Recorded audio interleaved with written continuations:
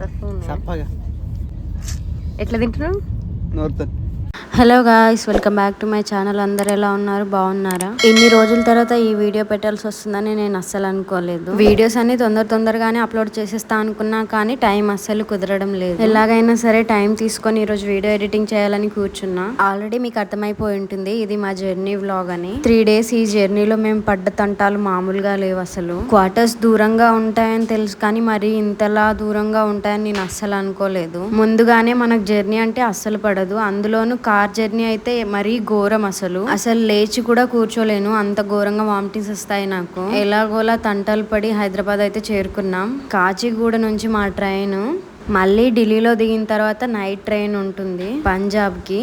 అంత పెద్ద లగేజ్ తో మా బాబుతో పాటు వెళ్ళడం చాలా కష్టమైంది. అండ్ మాకు ట్రైన్ సీట్స్ కూడా రిజర్వేషన్ కంప్లీట్ కాలేదు. ట్రైన్ స్టార్ట్ అయ్యాక మా ఇద్దరు సీట్స్ మాత్రమే కన్ఫర్మ్ అయ్యాయి, మా మరిదిది కాలేదు. మీకు ఈ వీడియో చూస్తే అర్థమవుతుంది తనతో వెళ్ళడానికి ఎంత కష్టపడాల్సి వస్తుందో అని.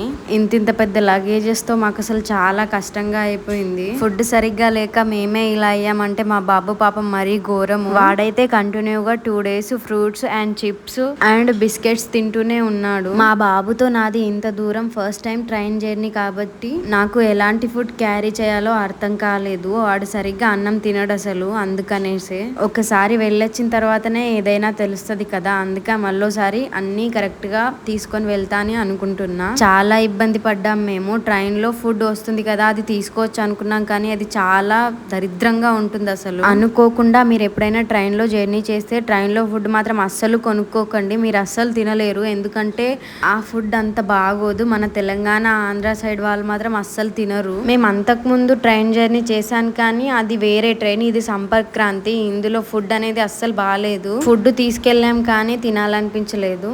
ఏవో కొన్ని స్నాక్స్ అండ్ చాయ్ మీదే ఉన్నాము. పాపం మా మరిదిది ఇది first time train journey experience. వెళ్లే రోజు వచ్చే వరకు తెలీదు నేను ఇంతలా ఏడుస్తానని. మమ్మల్ని సెండ్ ఆఫ్ చేయడానికి మా ఫ్యామిలీ వాళ్ళందరూ వచ్చారు. వీడియో తీసుకోవడానికి టైం సరిపోలేదు. వెళ్లే మూమెంట్ వరకు హ్యాపీగానే నవ్వుతూనే ఉన్నాను, కానీ వెళ్లే టైంలో మా సిస్టర్ని చూసి చాలా ఏడ్ చేశాను నేను. ఎందుకో ఆ మూమెంట్ లో అందరిని వదిలి ఇంత దూరం వెళ్తున్నాను నేను అనిపించింది.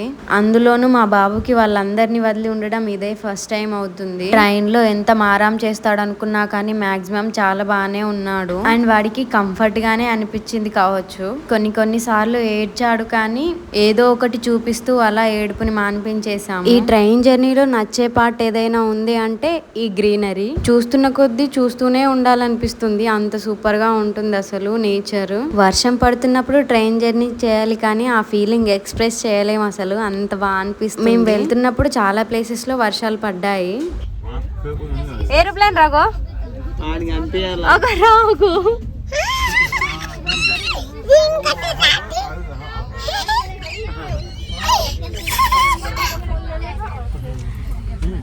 పాయనా ఏమది కన్నది ఏమది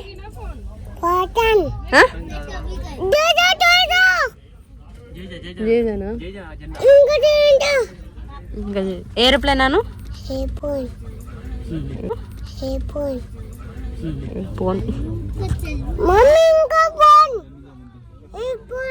ఎయిర్ప్లేనా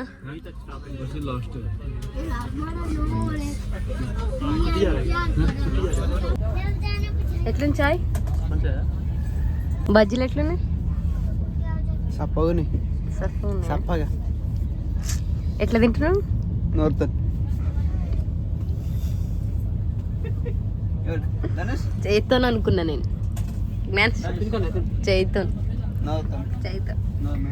ఎలాగోలా క్వార్టర్స్ కి అయితే చేరుకున్నాం. కాచిగూడ నుంచి ఢిల్లీ స్టేషన్, ఢిల్లీ నుంచి పంజాబ్ కి మా ప్రయాణం. వచ్చి రాగానే క్వార్టర్స్ ని చూడగానే తల ఇంకా ఎక్కువ నొచ్చింది అసలు. మా బావ వాళ్ళ ఫ్రెండ్ మాత్రం చాలా హెల్ప్ చేశాడు. ఏదో విధంగా వాళ్ళు ముగ్గురే క్లీన్ చేసేసారు, నేను మాత్రం ఏ పని చేయలేదు. వీడియో నచ్చితే please do subscribe to my channel. మళ్ళీ నెక్స్ట్ వీడియోలో కలుద్దాం, అంతవరకు బాయ్.